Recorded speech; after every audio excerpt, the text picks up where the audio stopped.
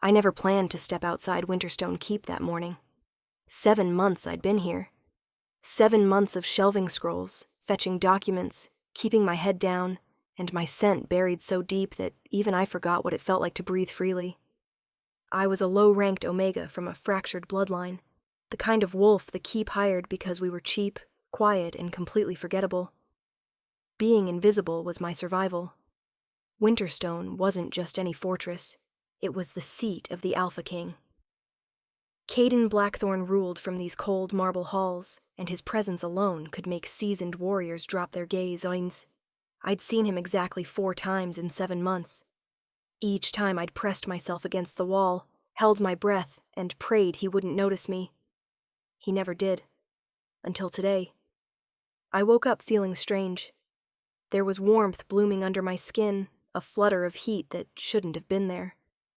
My suppressants were supposed to keep everything locked down tight. I'd taken them religiously every morning for years, but something felt different. Something felt alive. I told myself it was nothing. Just stress, just the changing seasons, just my imagination. I got dressed in white because the color made me feel calm. White was cool and soft against my skin. It reminded me of fresh snow, of quiet mornings, of peace. I pulled on the simple white dress without thinking twice. I didn't know white was a signal. I didn't know it amplified scent. I didn't know every alpha in the keep would be able to sense me the moment I stepped into the hallway. The corridor was empty when I walked toward the main doors. I just needed air. Just one moment outside these suffocating walls. My fingers were reaching for the door handle when I felt it, that first crack in my suppressants, like ice breaking beneath my feet. My scent rose without permission, warm, sweet, embarrassingly tender. I froze. Footsteps echoed behind me, heavy, controlled, purposeful. My heart slammed against my ribs. Lena. His voice cut through air like a blade, but this time it scraped against something deeper, something raw. I turned slowly. Caden Blackthorn stood at the end of the hallway, 6'4" of controlled power wrapped in dark clothing, his silver eyes fixed on me with an intensity that made my knees weak. Then his gaze dropped to my dress. His breath faltered. The air between us shifted, thickened, charged with something I didn't understand. Where the hell are you going dressed like that? His voice wasn't calm anymore. It was rough, strained, like he was holding something back with both hands and losing his grip. I opened my mouth to answer, but no sound came out. My scent was rising stronger now, blooming around me like I'd been dipped in honey and set in the sun. Heat flushed across my skin. My pulse hammered in my throat. Caden took a step toward me, then another.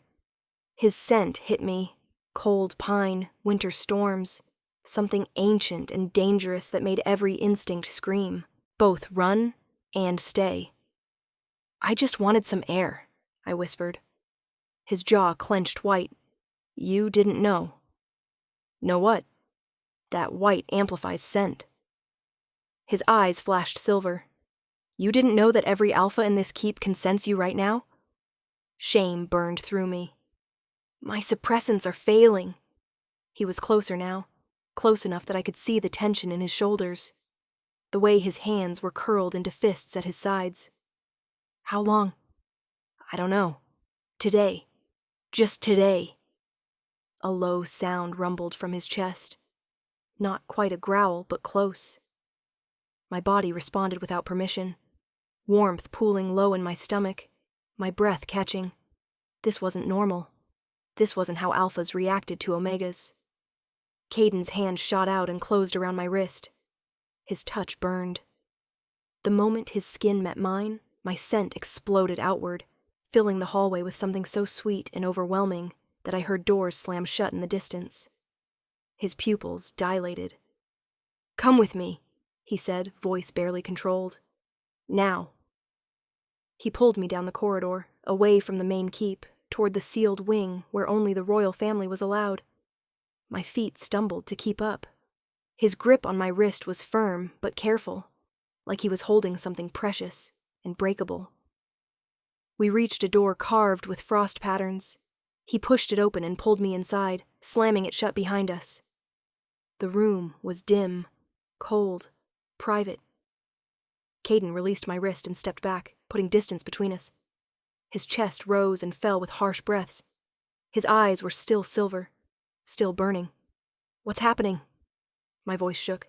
"A partial bond." The words came out tight, controlled. "Your scent triggered something in me, something that shouldn't have been triggered." "I don't understand." "Neither do I." He dragged a hand through his dark hair. "This doesn't happen. Not like this. Not without a claiming bite. Not without consent." Tears pricked my eyes. "I'm sorry. I didn't mean..." "Don't apologize." His voice softened, and somehow that was worse. "This isn't your fault." But it felt like my fault. Everything always felt like my fault. The heat under my skin was getting worse. My scent was still rising, still calling to him. And I could see what it was doing to him. The way his muscles tensed, the way his hands trembled before he clenched them into fists. "I should go," I whispered. "You can't." He turned away, bracing his hands against the wall. "The moment you step outside this room, every unmated alpha in the keep will sense you. They'll lose control. People will get hurt. Then what do I do? Stay here. Stay close to me. My scent will mask yours enough to keep you safe." I pressed my back against the door, trying to make myself small, trying to disappear the way I always had. But I couldn't disappear anymore. Caden turned to look at me, and the expression on his face made my breath stop. It wasn't anger. It wasn't disgust. It was hunger. Raw, desperate hunger mixed with something that looked like pain. "I need you to understand something," he said quietly. "What's happening between us right now is dangerous. The Blackthorn bloodline has a curse. Every Alpha King who bonds with the wrong Omega loses control completely. They become feral. They destroy everything." "Then I'll leave," I said quickly. "I'll leave the keep. I'll go far away." "It's too late." His voice cracked. "The bond is already forming. Distance will only make it worse." "How is that possible? We barely know each other." "I don't know." He stepped closer. "But I've been watching you for 7 months, Lena. Every time you walked past my study, every time you shelved books in the library, every time you thought you were invisible, I noticed." My heart stopped. "You noticed me?" "I couldn't stop noticing you." His hand lifted, trembling, before he forced it back down. And I told myself it was nothing, that it would pass, that I just needed to stay away from you.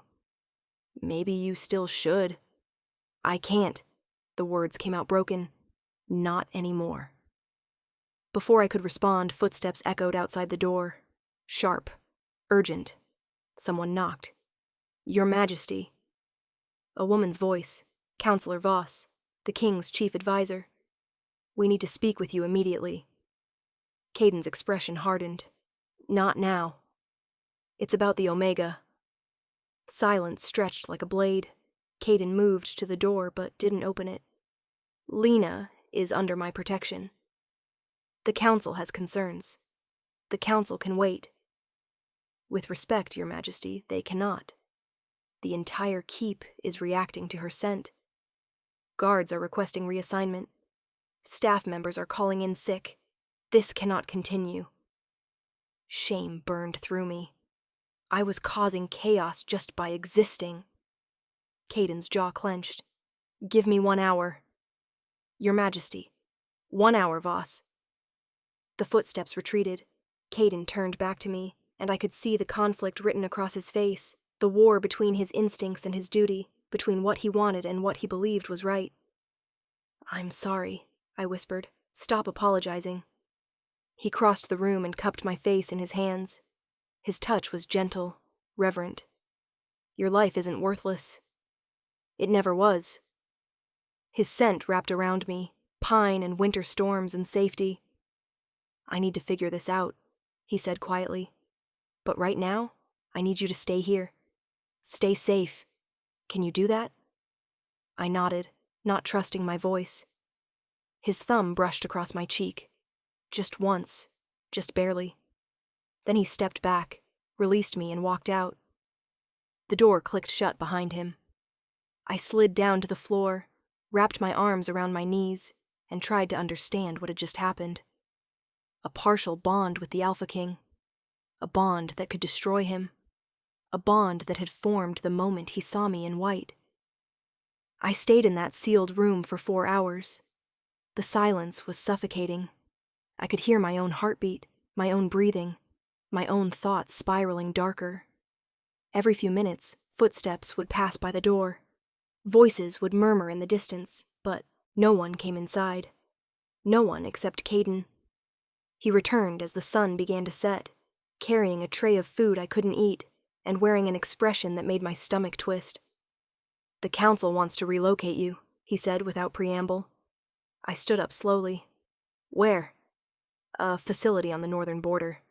They call it a sanctuary for unstable Omegas." His voice dripped with disgust. "It's a prison. Maybe that's where I belong." His eyes flashed silver. "Don't say that." "I'm causing problems. I'm making everyone uncomfortable. You're mine."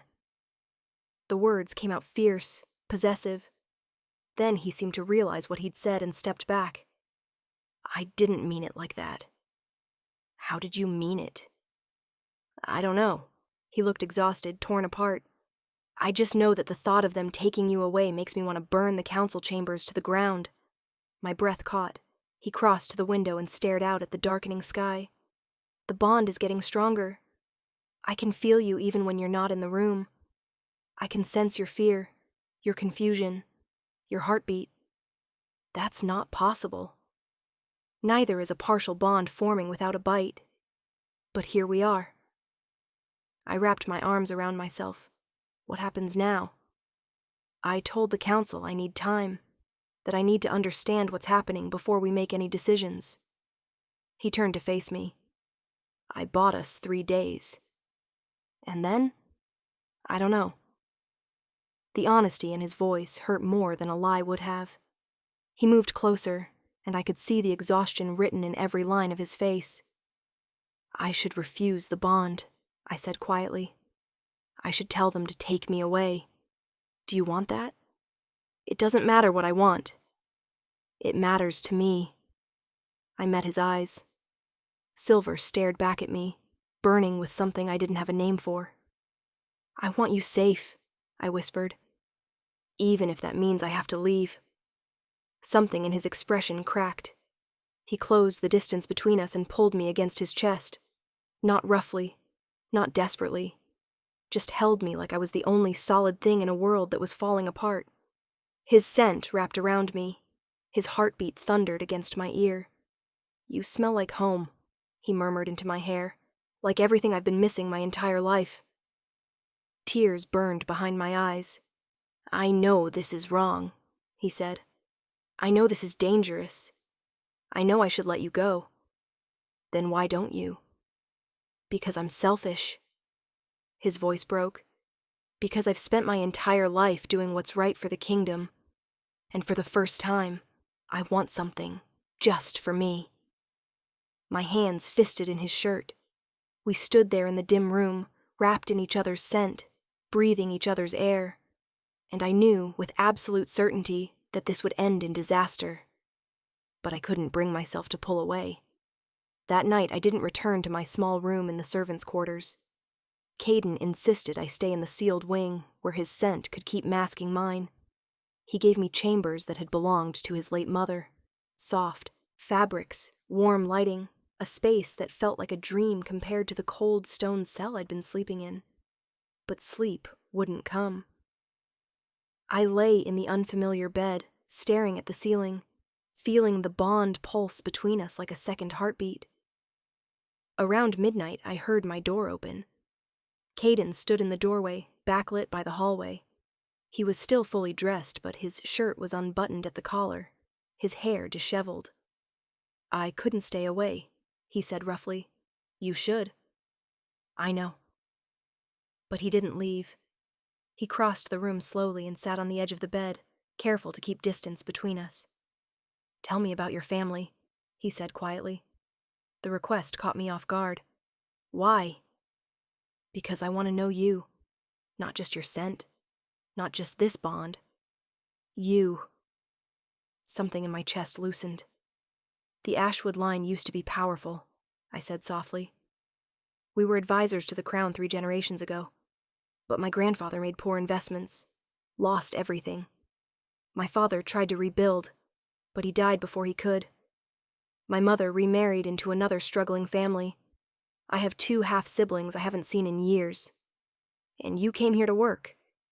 I came here to survive." I pulled my knees to my chest. Being invisible was easier than being pitied. His jaw clenched. "You were never invisible to me. You said you watched me for months."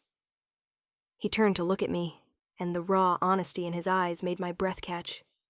I told myself it was nothing, that I was just curious about the new staff member, that it would pass.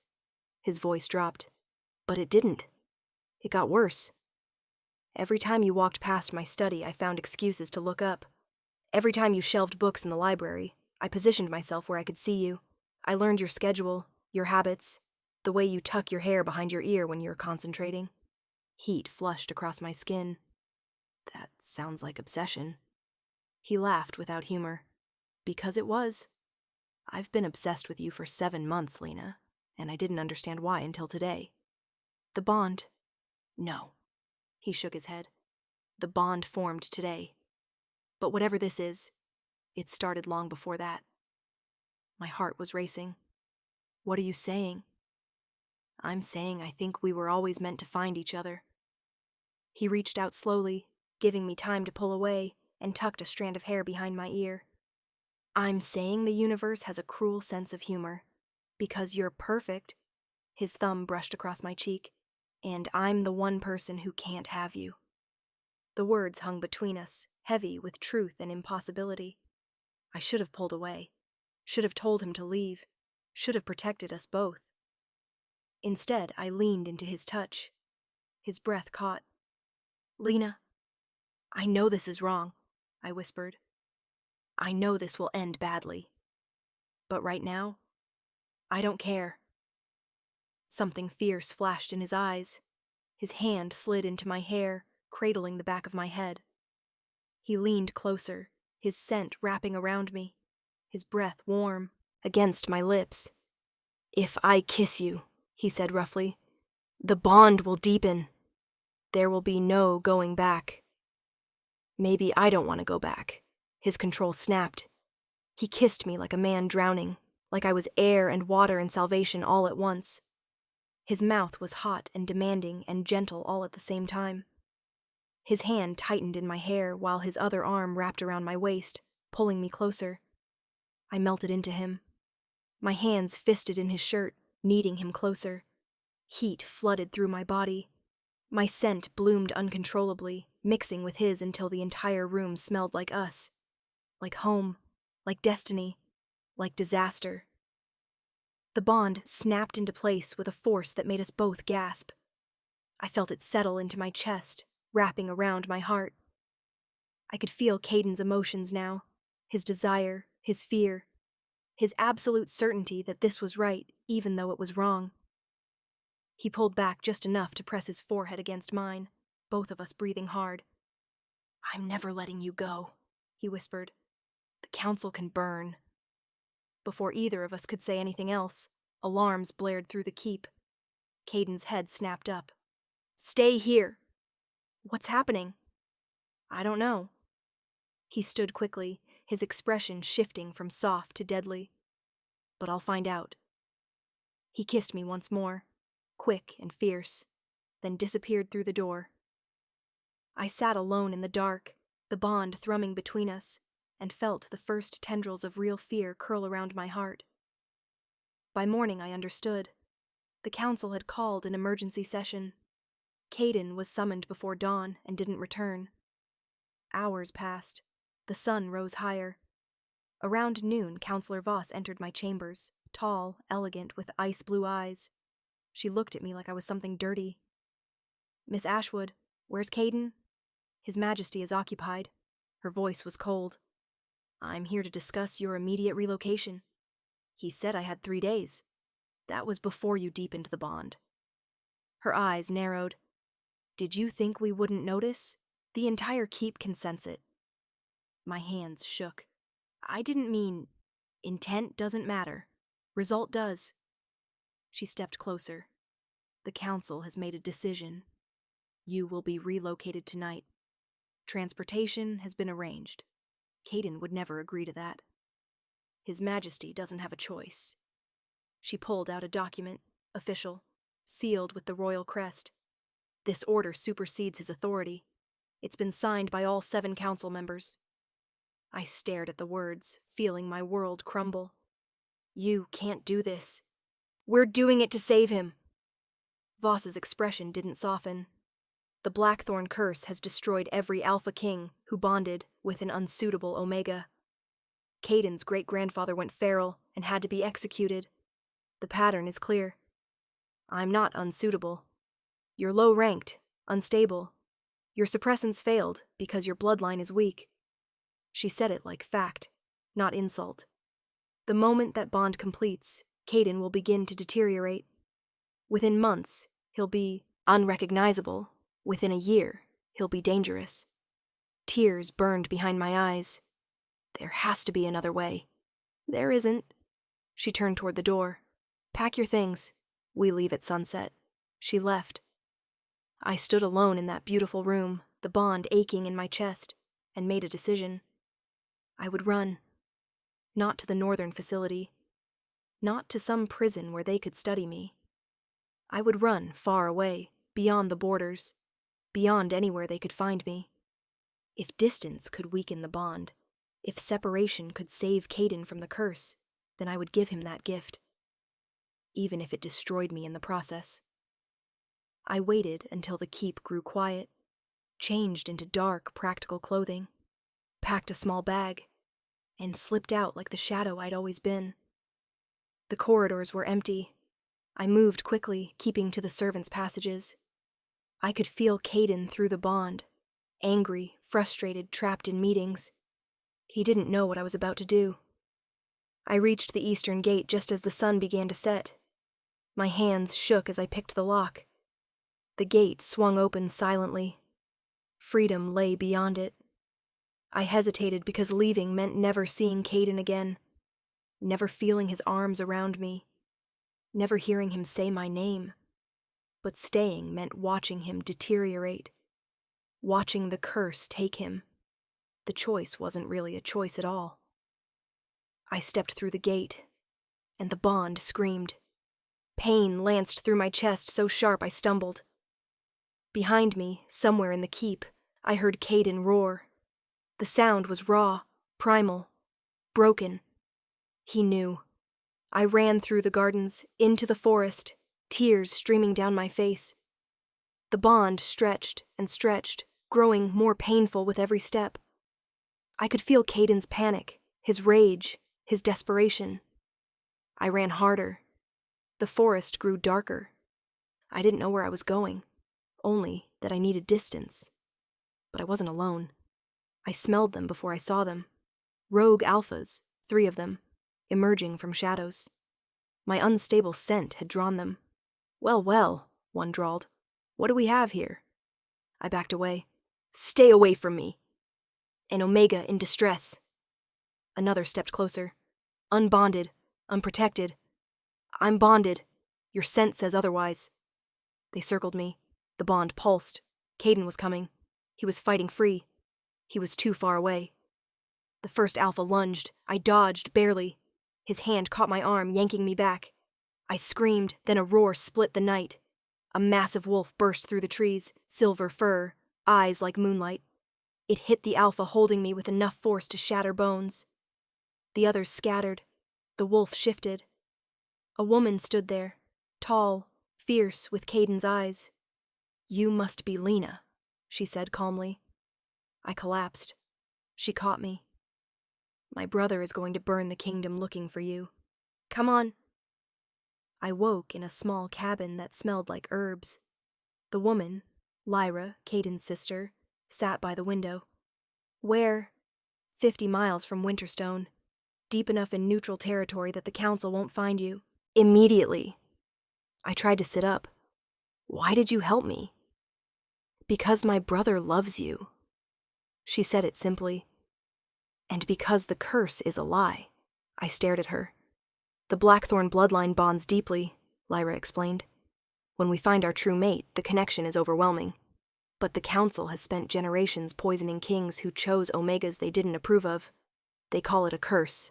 It's murder. Horror crawled up my spine. That's impossible. I have proof. She pulled out a worn journal. Our grandfather kept records, names, dates, symptoms that don't match the official reports. Evidence of systematic elimination. She opened it, showed me pages of careful documentation. The council wants you gone, Lyra said quietly. Not because you'll hurt Caden, because you're the first person he's chosen for himself in generations. You're a threat to their power. I need to tell him. You can't. If you go back now, they'll kill you both. She gripped my shoulders. We need time. We need to build a case they can't deny. How long? Weeks. Maybe a month. I can't stay away from him that long. I know. Her expression softened. But it's the only way to keep you both alive.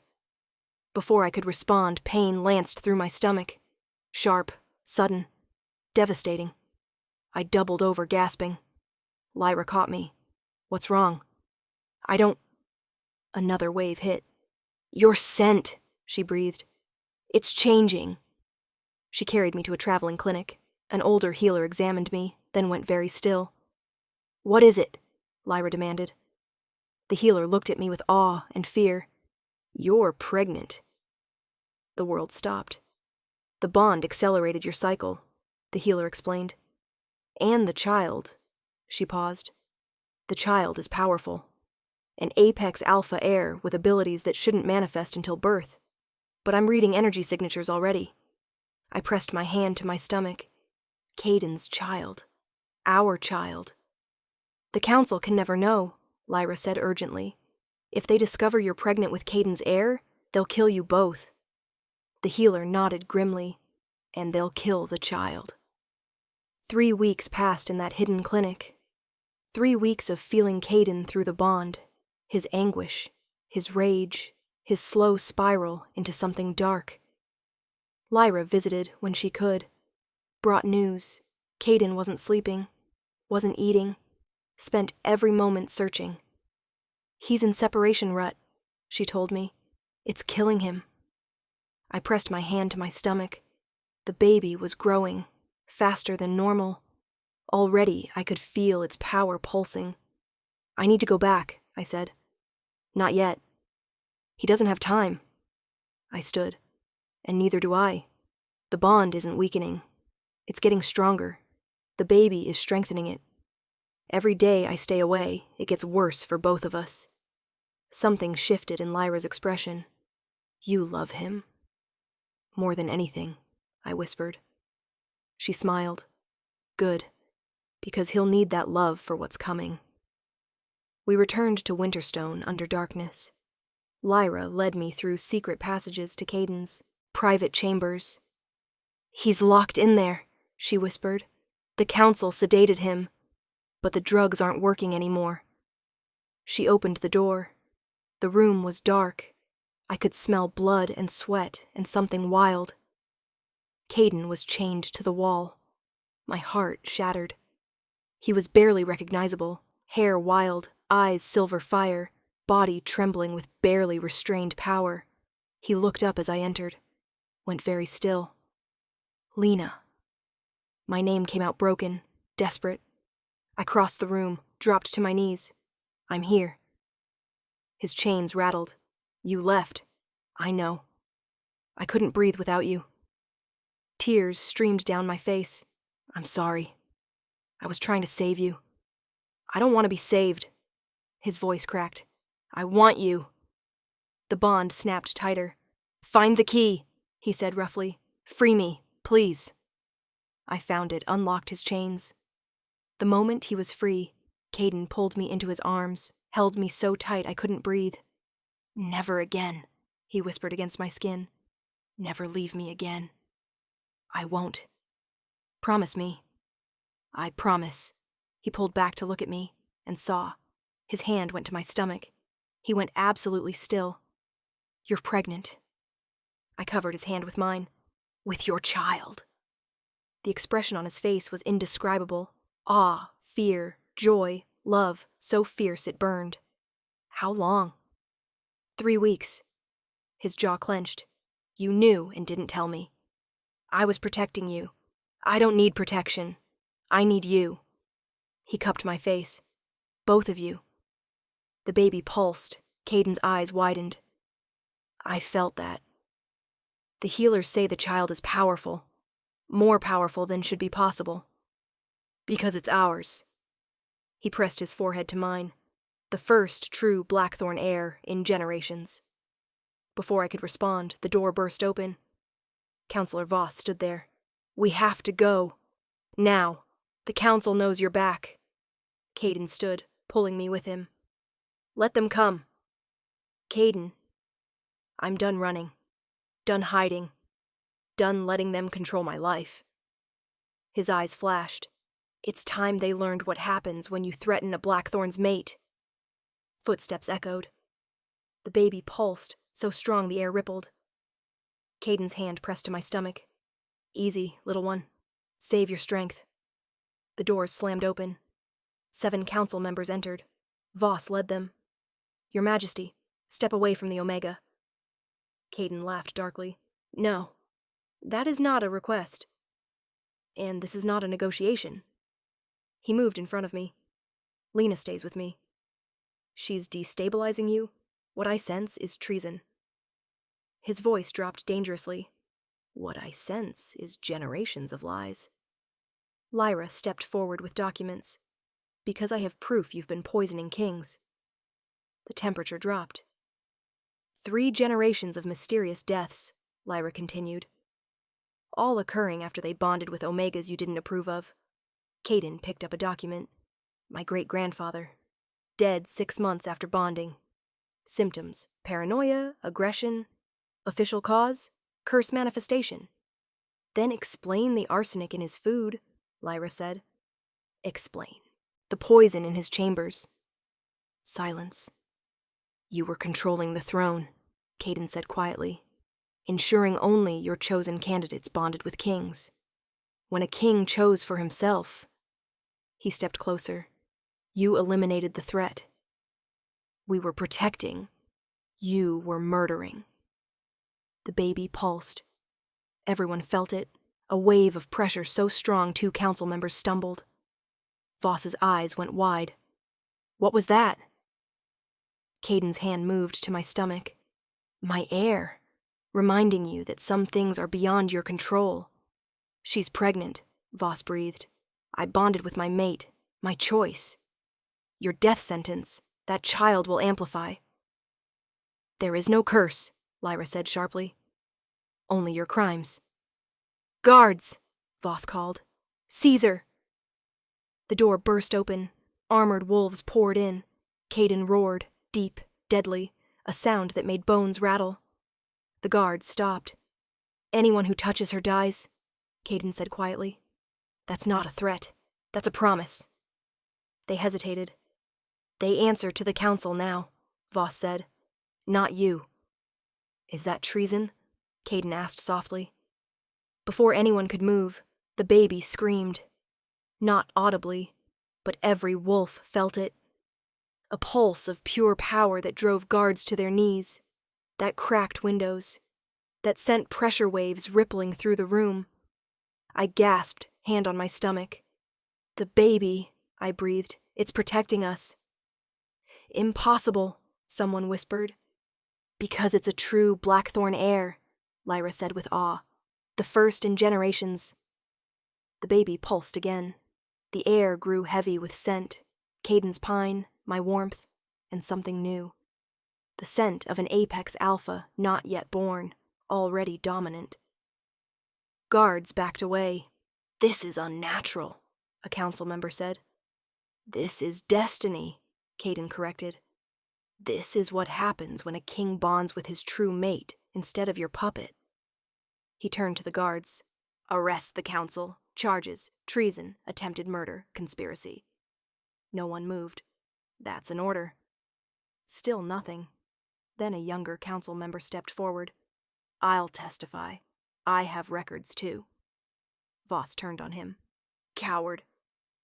Survivor, he corrected. I'm done watching you destroy people for power. Something shifted. Guards surrounded the council instead of us. You can't do this, Voss hissed. The kingdom will heal, Caden said, without you poisoning it. They dragged the council out. The baby pulsed, so hard the floor trembled. I doubled over. Caden caught me. Lena! A healer rushed forward. The child is trying to stabilize the bond. It senses danger, but it's too young, too powerful. It's burning through energy. What do we do? Complete the bond, fully. Give the child the stability it needs. Caden looked at me. I nodded. He lifted me gently, carried me to his private chambers. Are you sure? He whispered. I've never been more sure. He kissed me then, deep, claiming, gentle. His lips moved to my neck, found the spot where shoulder met throat. His teeth grazed my skin. The baby pulsed with approval. Caden bit down. The bond completed with a force that shook the keep. I felt it slam into place, not gradually, but like a tidal wave. Caden's emotions flooded me, his love, his protectiveness, his certainty. The baby settled immediately, stopped pulsing frantically, began growing with calm, steady power. Caden pulled back, licking the wound closed. How do you feel? Complete. I touched the mark. Like everything finally makes sense. He gathered me close. I'm never letting you go. Good. Hours later, we emerged onto a balcony overlooking the courtyard. Thousands of wolves had gathered. Caden's hand tightened on mine. Together. Always. He stepped forward. My people, for generations you've been told lies. You've been told the Blackthorn curse would destroy any king who chose his own mate. He paused. Tonight I tell you the truth. The curse is fabrication. A tool used by corrupt council members to control the throne. Silence. The real danger was never love. It was murder. Systematic elimination of anyone who threatened the council's power. He held up documents. I have proof. I have witnesses. And tonight that ends. He pulled me forward. This is Lena Ashwood, my bonded mate, my chosen queen, the mother of my heir. Gasps echoed. She is low-ranked. She is everything the council told you I should never choose. His arm wrapped around me. And she is perfect. She is brave. She saved my life by coming back. The baby pulsed gently, a wave of scent rolling across the courtyard. Mine, Caden's, and something new, something powerful. The scent of an apex alpha heir. Wolves dropped to their knees, not from submission, from recognition. This is my declaration, Caden said quietly. Lena is queen. Our child is heir. Anyone who challenges this challenges me. Silence. Then one wolf stepped forward. Long live the king! Long live the queen! Another voice joined. Then dozens. Hundreds. Long live the king! Long live the queen! Not everyone joined, but enough stayed. Enough believed. Caden pulled me against his chest, kissed my temple. You did it, he whispered. You survived. We survived, I corrected. The baby pulsed with agreement. We stood there as the crowd dispersed, as the keep slowly returned to normal. Later, in our chambers, Caden held me close. There will still be challenges, he said. People who won't accept this. I know. And you're still not afraid? I'm terrified, I admitted. But I'm not leaving. Promise? I promise. He kissed me, deep, full of promises we'd spend our lives keeping. the baby pulsed. And I understood something fundamental. This was always meant to happen. The moment I stepped into that hallway wearing white, the moment Caden saw me and his control shattered, the moment our scents collided, we were always meant to find each other. Always meant to fight for this. Always meant to choose love over fear. Where the hell are you going, dressed like that? And the answer was simple. Toward him. Toward us. Toward a destiny that began with white fabric and ended with a kingdom transformed. 3 months later, our daughter was born early, as Apex Alphas always are. She had Caden's silver eyes and my dark hair and a power that made healers whisper in awe. And when I looked at her, at Caden, at the life we'd built from ashes and lies, and a bond that refused to break, I knew we'd made the right choice. Every single time.